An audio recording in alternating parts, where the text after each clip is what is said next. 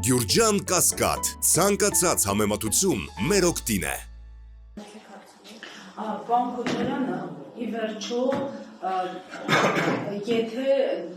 Գյումրիում ևս իշխանությունները ունենան հաջողություններ, արդեն ընդդիմության համար վերջին շանսը կմնա 2026-ի ընտրությունները։ Հնարավոր համարում եք այդ պարագայում իշխանափոխություն, եթե, այսպես ասած, շուտը տեսակետներ կան, եթե բանը հասավ 2026-ին, Նիկոլը նորից վերարտադրվելու է։ Նորից եմ կրկնում, որ ես ոչինչ չեմ բացառում, այդ թվում նաև իշխանափոխությունը ընտրություններով երբեք չեմ բացառում, որովհետև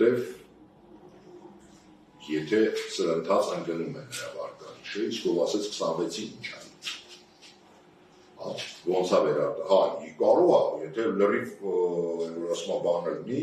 տոտալիտար վիճակ մտցնեն, ինչ-որ ֆաշիստական, իհարկե կարող է։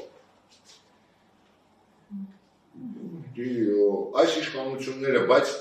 նրանք դա անում էին, օրինակ, այն ինչ որ արեցին Վանաձորում, այն ինչ որ արեցին հետո Գյումրիում ավելի ուշ, այն ինչ որ արեցին Ալավերդիում, այն ինչ որ արեցին Փարաքարում, այն ինչ որ տարբեր տեղեր արեցին, իրենք թողում էին ընտրություններ լինում, հետո կամ բռնում էին, կամ ինչ որ մեկին այդ կոալիցիա էին կազմում, կամ ինչ որ ընդդիմության շարքերից մի երկու հոգու վերցնում էին, կարում էին գողություն անեն, իրենք բան անեն, դա անում էին աշխարհաքաղաքական տոտալ աջակցության պայմաններում։ Հիմա դա չկա,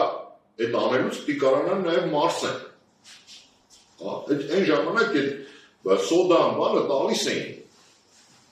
արևմուտքից